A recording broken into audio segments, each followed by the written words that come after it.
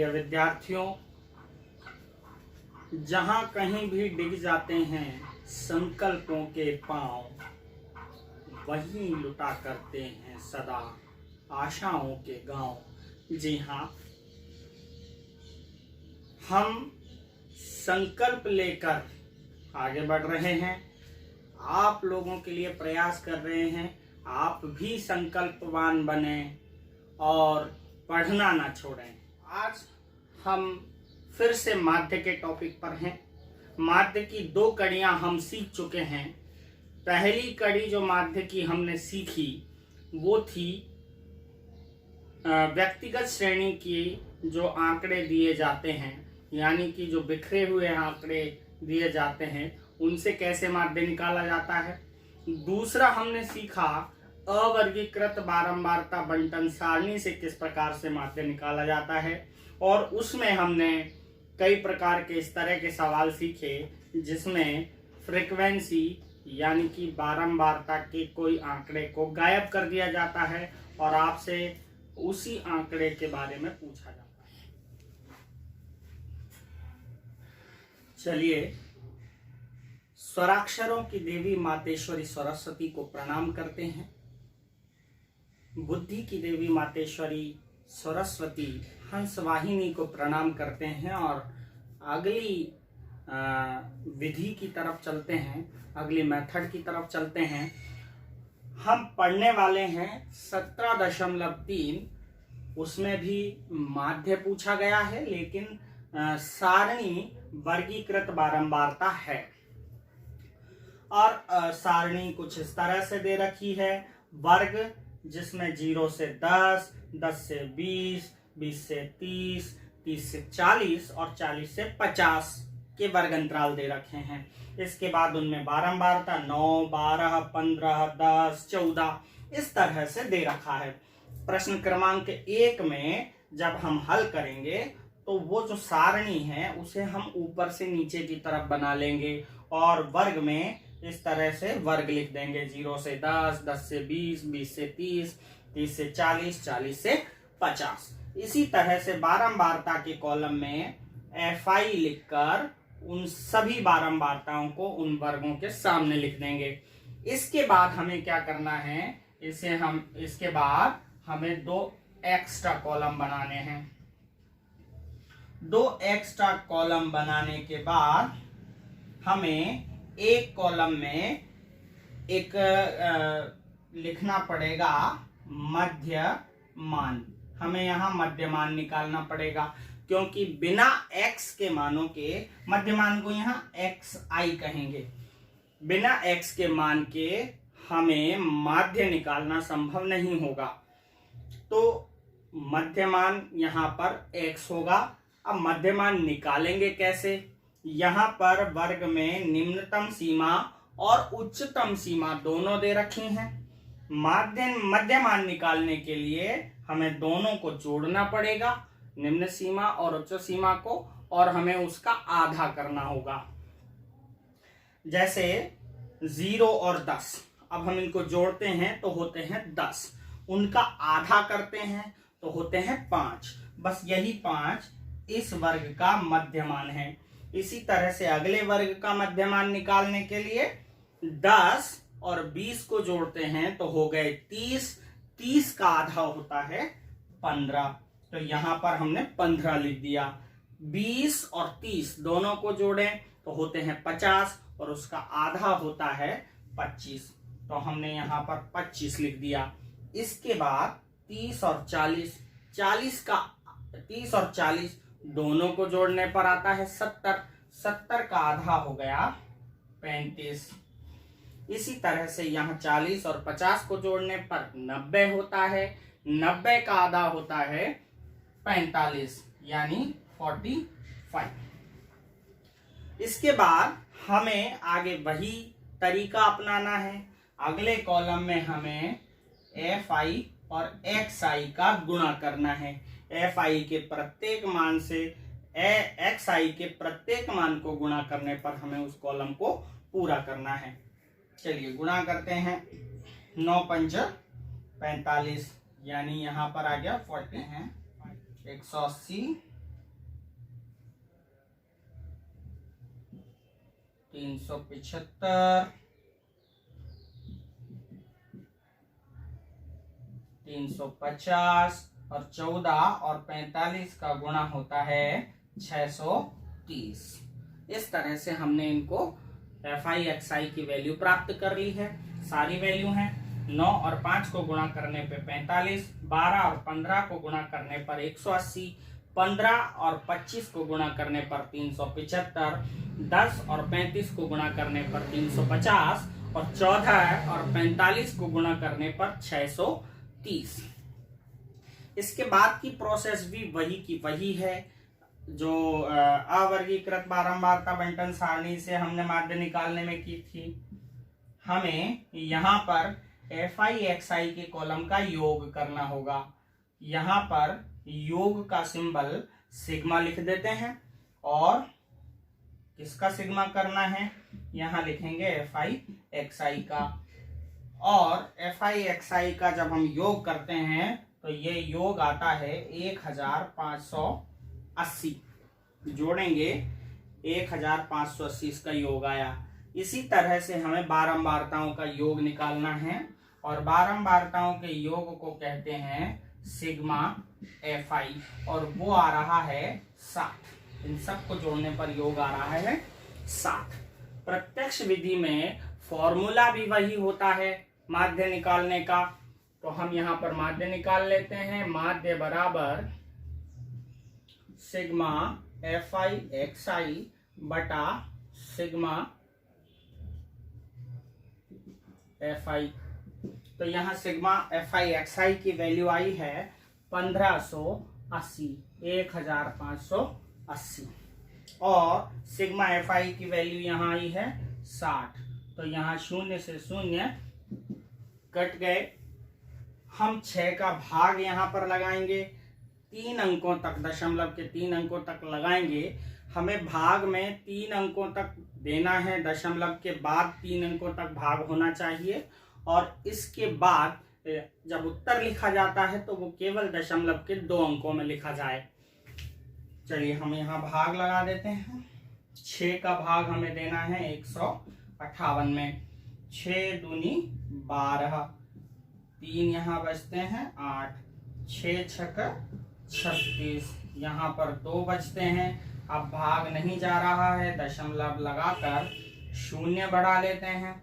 6 तिया 18, फिर 2 बचते हैं, फिर 0 लगा लेते हैं। 6 तिया 18, फिर इसी तरह से एक और 3 आएगा। तो दशमलव के 3 स्थानों तक अगर हम देखें तो 26.333 प्राप्त होता है। लेकिन लिखने हमें 2 ही अंक हैं, तो उसे कैसे निर्धारित करते हैं कि क्या लिखा जाए। तीसरा अंक अगर 5 या 5 से बड़ा आता है तो दूसरे अंक को हम 1 ज्यादा कर देते हैं और अगर 5 से छोटा आता है तो दूसरे अंक को हम वही रहने देते हैं। तो यहाँ पर फिलहाल तीसरा अंक 5 से छोटा है, इसीलिए मैं इसे हटा देने वाला हूं और मैं दोनों अंकों को वैसा का वैसा लिखने वाला हूं। 26.33 ये इसका समांतर माध्य होगा। 3 के शेष सवालों पर आपको प्रैक्टिस करनी है और आपकी प्रैक्टिस के लिए खूब सारे सवाल दे रखे हैं। सवाल नंबर 2, सवाल नंबर 3, 4 और 5 और 6 भी है। ये सारे सवाल आपको स्वयं हल करने हैं, जिससे आपको विश्वास बढ़ेगा, आपको कॉन्फिडेंस। अब इसके बाद जब आप ये सारे सवाल प्रत्यक्ष विधि से कर लेंगे तो अब हमें दूसरी विधि की आवश्यकता होगी, जिसको हम कहते हैं कल्पित माध्य से।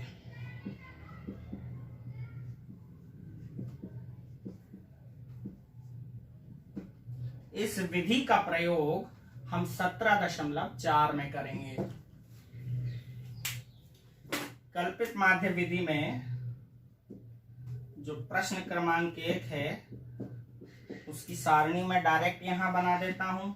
x का मान भी दे रखा है और f का मान भी दे रखा है। ये है 800, 820, 860, 900, 920,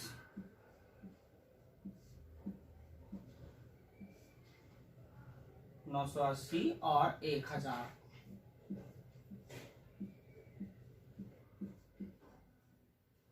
इनकी बारंबारताएं यानी f की वैल्यूज दे रखी हैं, वो हैं 7, 14, 19, 25, 20, 10 और 5। अब यहां पर हम इस सारणी को हल करते समय ऊपर से नीचे की तरफ यानी कि खड़े रूप में बना लेने वाले हैं।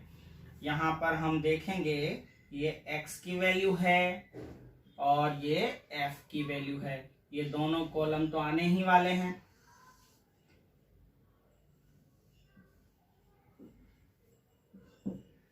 x की वैल्यू में हम यहां लिखेंगे 800, 820, ये हम तैयार कर देंगे।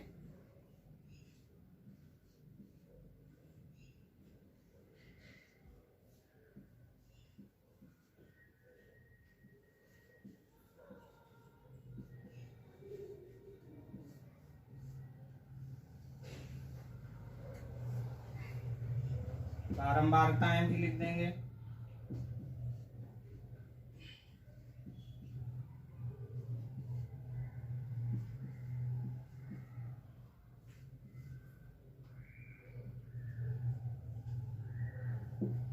इसके बाद अब हमारा महत्वपूर्ण जो टॉपिक है कल्पित माध्य विधि यानी कि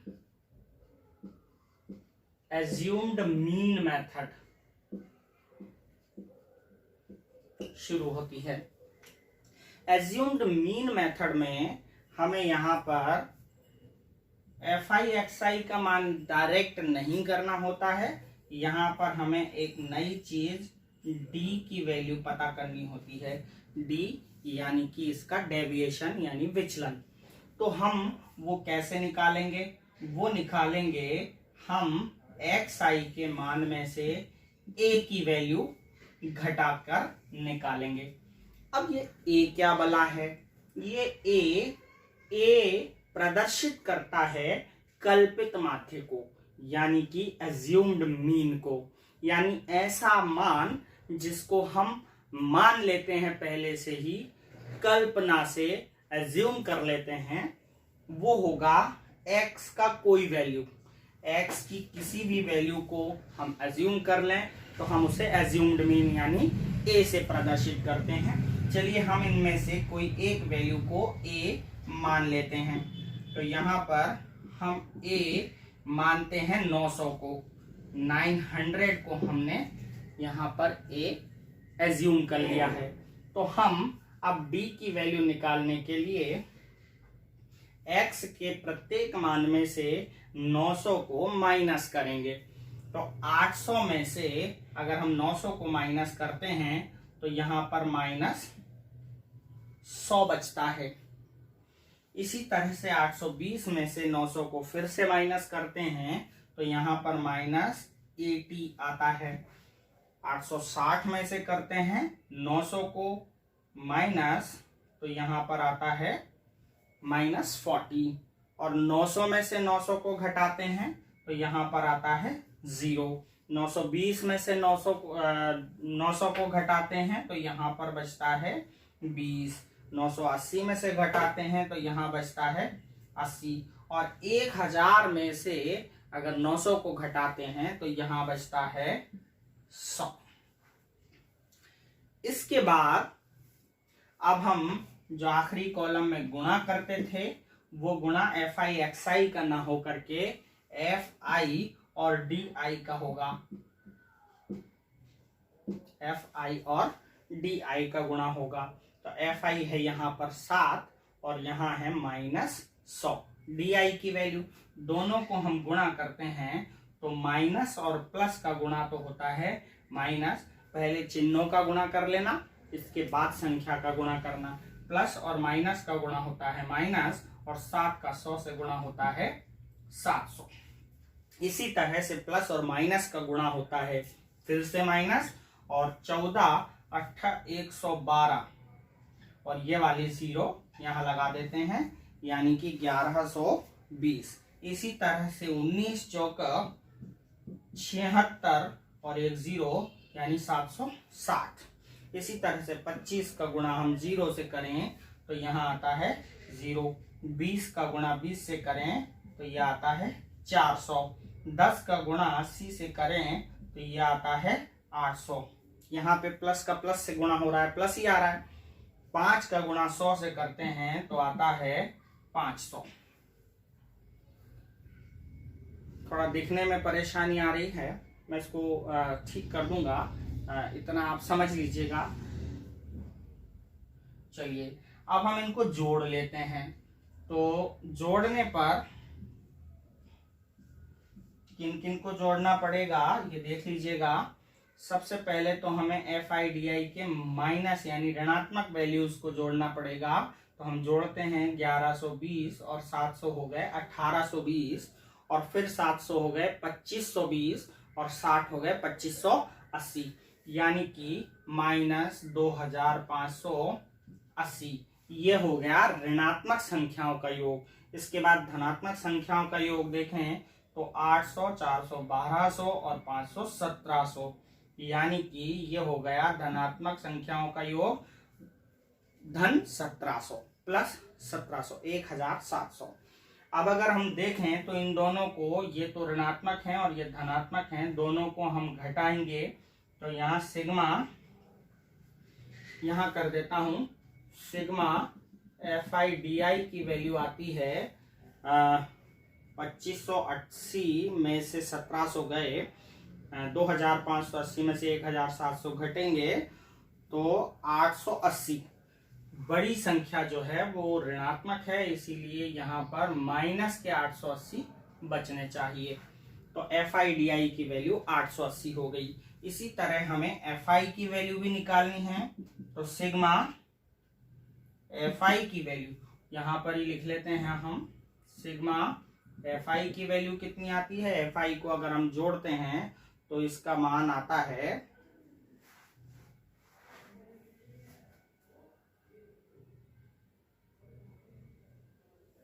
इसको जोड़ते हैं तो 7 और 14 21 और 19 आपके 30 40 40 20 60 65 85 95 5 यानी कि 100 हो गया। तो FI का मान जो है यहाँ पर 100 हो गया है। अब हमें इसको हल करना है। विधि है कल्पित माध्य से माध्य। तो हम कल्पित माध्य से माध्य निकालने के लिए यहाँ लिख लेते हैं कल्पित माध्य से माध्य, यानी कि mean by assumed mean method. तो अज्यूम्ड मीन मेथड से निकालने के लिए यहाँ पर एक फॉर्मूला होता है, वो होता है A plus sigma FIDI upon sigma FI। ये फॉर्मूला आपको याद रखना है। कल्पित माध्य से जब भी हमें माध्य निकालना हो, A plus sigma FIDI upon sigma FI। यहाँ पर A क्या होता है मैंने आपको बता ही दिया है। A हमने कल्पना से माना है और वो x का कोई वैल्यू हो सकती है। तो x की वैल्यू में से हमने 900 को अज्यूम किया है। अब यहाँ पर हम सॉल्व करते हैं तो A की वैल्यू है 900 प्लस यहाँ पर FIDI जो है वो उसका योग हमने निकाला है माइनस 2580 में से 1700 जब हमने घटाए तो माइनस 880 आया था। तो यहाँ पर FIDI की वैल्यू हम लिख देते हैं माइनस 880 और सिग्मा FI की वैल्यू हमने अभी अभी निकाली वो है 100। तो यहाँ पर हम 900 को 900 लिख लेते हैं, प्लस का माइनस से मल्टीप्लाई करते हैं तो ये आता है माइनस। यहाँ पर एक 0 से एक 0 हम कट कर देते हैं, बची हुई 0 से यहाँ पर डेसिमल यानी दशमलव लगा देते हैं 8.8। अब हम जब इसको घटाते हैं 900 में से 8.8 अगर हम घटाएंगे तो ये बचेगा 891.2। ये हमारा सवाल नंबर 1 का समांतर माध्य होगा चाहे आप विधि कोई सी भी ले लें, लेकिन माध्य तो यही आना है। कल्पित माध्य विधि से भी यही आएगा, और अगर हम इसे डायरेक्ट मेथड से भी करते हैं तो भी यही आएगा। चलिए, ये प्रैक्टिस के लिए आपको यहां पर सवाल नंबर इसी तरह के सवाल नंबर 2 आपको प्रैक्टिस करनी है इसकी। अब मैं आऊंगा सवाल नंबर 3। चलिए, ये सवाल नंबर 2 आपको प्रैक्टिस करनी है। पहला सवाल मैं आपको बता दिया हूं, और अब मैं आपको तीसरा सवाल बताने वाला हूं, और इसके बाद जो भी शेष सवाल 17.4 में हैं उसको आपको ही प्रैक्टिस करनी है। आप खुद नहीं करेंगे तो आपको सवाल कैसे आएंगे? खुद अभ्यास करेंगे तो ही आप ज्यादा बेहतर समझ पाएंगे। हमारा प्रयास केवल आपको समझाना होता है, लेकिन आप अगर प्रैक्टिस ना करें तो ये आपकी गलती है। चलिए, आप अच्छे बच्चे हैं, समझिए सवाल नंबर 3 को। सवाल नंबर 3 भी हम कल्पित माध्य से करना चाहेंगे।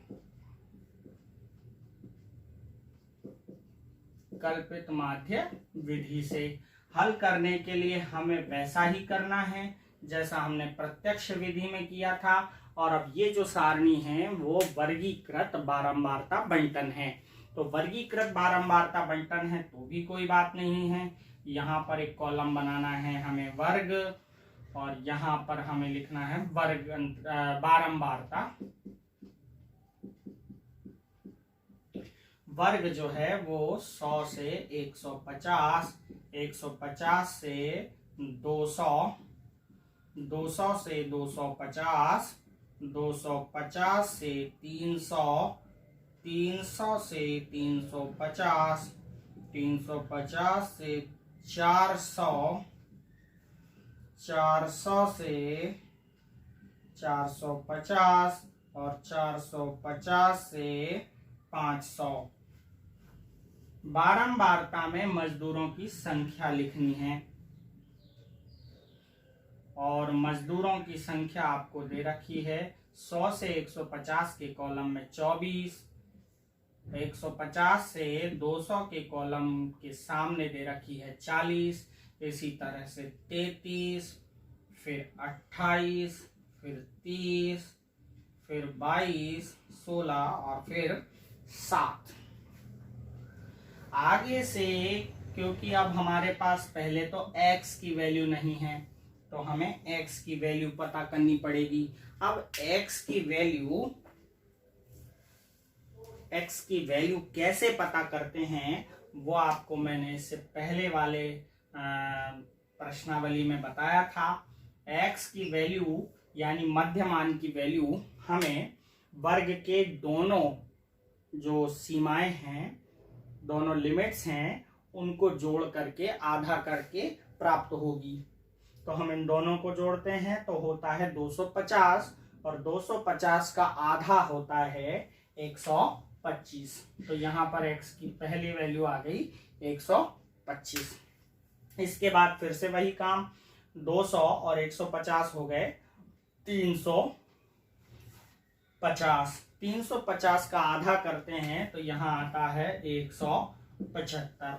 उसी तरह से अच्छा, एक तरीका और है, जब हम एक दो वैल्यू इस तरह से निकाल लेते हैं तो वर्ग अंतराल देखते हैं। वर्ग अंतराल सभी में 50-50 का है, तो हम x की हर वैल्यू में 50 ऐड करके भी x के मान निकाल सकते हैं।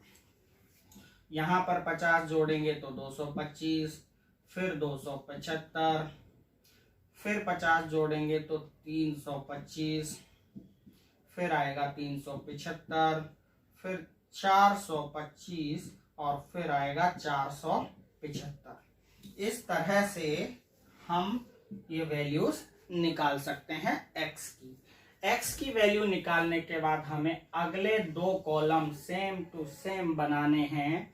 पहला कॉलम होगा di का, वो निकलेगा xi के प्रत्येक मान में से a की वैल्यू घटाने पर। और अब हम a को मानने वाले हैं, a एज्यूम करने वाले हैं x की किसी वैल्यू में से। तो x की किसी वैल्यू में से हम 275 को एज्यूम कर लेते हैं। किसी भी वैल्यू को एज्यूम कर सकते हैं, जरूरी नहीं है कि मैंने 275 किया है तो आपको करना है। आप 325 भी मान सकते हैं, 225 भी मान सकते हैं, जो आपको उचित लगे आप x की वो वैल्यू को एज्यूम कर सकते हो। हम यहाँ पर ऊपर लिख देते हैं माना a बराबर 275। आप कहें तो हम 225 मान लेते हैं, चलिए हम 225 ही ले लेते हैं। 225 हम अज्यूम कर लेते हैं। तो a की वैल्यू जब हमने 225 अज्यूम कर ली तो हम 125 में 225 घटाएंगे तो क्या होगा, 125 में 225 गए तो यहां पर बचेंगे माइनस के 100। अब 175 में से 225 माइनस होते हैं तो होते हैं यहाँ पे माइनस के 50 यानी 50। फिर 225 में से 225 घटते हैं तो यहाँ बचता है 0। 275 से कर, अब ये बड़ी संख्या आ गई एज्यूम में ए से, तो फिर अब प्लस की वैल्यूज आएंगी। 275 से 225 गए तो यहाँ पर बचेंगे 50। 325 से 225 गए तो यहाँ बचेंगे 100। इसी तरह से यहाँ पे 150, यहाँ पर बचेंगे 200 और यहाँ पर 250। अब हमें जो अंतिम कॉलम है वो करना है, यहाँ पर FI/DI का गुणा करना है। FI का प्रत्येक मान का DI के प्रत्येक मान से गुणा करना है, वही मेथड है। DI 100 है माइनस का, और FI जो है बारंबारता वो है 24। जब 24 का गुणा 100 से होता है तो होता है 2400। चिन्हों का गुणा करें तो प्लस और माइनस माइनस। इसी तरह से 2 शून्य दोनों में हैं तो दोनों शून्य आ जाएंगी, और 5 का गुणा 4 से होगा तो ये 20 होगा, और प्लस और माइनस का गुणा होगा माइनस। इसी तरह 33 और 0 का गुणा होगा 0। अब 28 को हम 5 से गुणा कर लेते हैं, शून्य अपनी जगह पर लगा ही देते हैं। 5 अट्ठा 40, 5 दूनी 10 और 4 14। ये दोनों प्लस हैं इसलिए ये धनात्मक होंगे। 30 का गुणा 100 से करते हैं तो 1 2 और 3 शून्य, ये वाली 2 3 शून्य और 3 एकम 3000 हो गया ये। इसी तरह से ये वाली शून्य यहाँ रख देते हैं। 15 का गुणा 22 से करना है तो 15 दूनी 30 और 15 दूनी 30 और 3 33, 3300। 16 दूनी 32 और ये वाली 2 0। इसी तरह से 1 0 ये वाली, और 7 का गुणा 25 से करना है तो होता है 5 7 35, 7 दूनी 14, 3 7 175, 25 7 175। ये हमने FI और DI को कंप्लीट कर लिया। अब यहाँ पर हमें FI/DI की माइनस की वैल्यू और प्लस की वैल्यू दोनों अलग अलग जोड़नी पड़ेगी। तो ये होते हैं आपके माइनस के 4400, क्योंकि 2400 और 2000 को हम ऐड करेंगे तो होते हैं 4400। और यहाँ पर हम इन सब वैल्यू को जोड़ लेते हैं, 14 और ये हम जोड़ लेते हैं 0 5, ये 5 7 और 2 9 10 11 12 और 4 16, 1 2 3 4 5 6 7 8 9 10 11 12, 12650। अब हम इसको सॉल्व करें। अच्छा, एक काम और करना है, सिग्मा FI भी हमें निकालनी है, यहाँ पर भी निकालनी है सिग्मा FI/DI की वैल्यू। तो हम देखेंगे हमें यहाँ पर दो तरह की वैल्यू माइनस और प्लस की प्राप्त हुई है, दोनों को आपस में घटा लेंगे। बड़ी संख्या प्लस है तो धनात्मक आएगा। 12650 में से 4400 अगर अपन माइनस करते हैं 4400 तो यहाँ 0 5 2 8,250 बचते हैं। तो 8,250 तो ये हो गया। और FI की वैल्यू हम अगर जोड़ें तो FI की वैल्यू होती है 40 और 20 60 और 4 64 और 3 67 और 30 97। इस तरह से इन सब को जोड़ने पर आपका FI का योग आता है 200। तो ये हम जोड़ देंगे, इन सब का FI के कॉलम का योग आता है 200। अब हम इसे सॉल्व करते हैं। फॉर्मूला वही होगा, कल्पित माध्य से माध्य, कल्पित माध्य से माध्य। इसका फॉर्मूला है A plus sigma FI/DI upon sigma FI। अब हम A की वैल्यू यहाँ पर प्लेस करते हैं। तो A हमने 225 माना था, तो 225 प्लस FI/DI की वैल्यू है 8,250। इसके बाद FI की वैल्यू है, सिग्मा FI की वैल्यू है 200। तो यहाँ 0 से 0 कट हो गए। इसके बाद हमें 20 से 825 में भाग लगाना है। तो 225 अपनी जगह है, प्लस का प्लस, 20 से हम भाग लगाएं तो यहाँ पर 20 चौका होता है 80। 2 बचे, 20 एकम 20, 2 बचने पर यहाँ 25 हो गए, तो 20 एकम 20। फिर 5 बचे, भाग नहीं जा रहा, दशमलव लगा दीजिए, 50 हो गया। 50 में 20 का भाग जाएगा 2 बार, 20 दूनी 40। अब 10 बचे, तो 10 में दशमलव लगने पर एक 0 और बढ़ जाती है, हो गए 100। तो 100 में 20 का भाग जाएगा 5 बार। यहाँ भाग पूरी बार चला जाता है, तो दशमलव के तीसरे स्थान की हमें कोई आवश्यकता नहीं है। अब हम इन्हें जोड़ लेते हैं। तो दशमलव के, ये बिना दशमलव वाला है, तो 225 हम यहाँ लिखेंगे, दशमलव 00 लगा देंगे, और 41.25 हम ऐसे जोड़ लेंगे तो इनका योग आता है 4 5 और 1 6, 4 और 2 6, और ये 2, 266.25। ये इस तीसरे सवाल का सटीक उत्तर है, 266.25। आशा है आपको माध्य के सारे सवाल, सारे प्रश्न अच्छी तरह से क्लियर हो गए होंगे। अगर ना हो तो आप कमेंट में लिखकर बताइए, हम आपका समाधान करने की कोशिश करेंगे। अगली वीडियो हम लेकर आने वाले हैं माध्यक और बहुलक के ऊपर। बहुत ही आसान, बहुत ही जल्दी से हो जाएगा। तब तक कीजिए आप इंतजार, और इन सवालों के जो शेष रहे हैं माध्य से संबंधित सवालों की अच्छे से प्रैक्टिस कीजिए।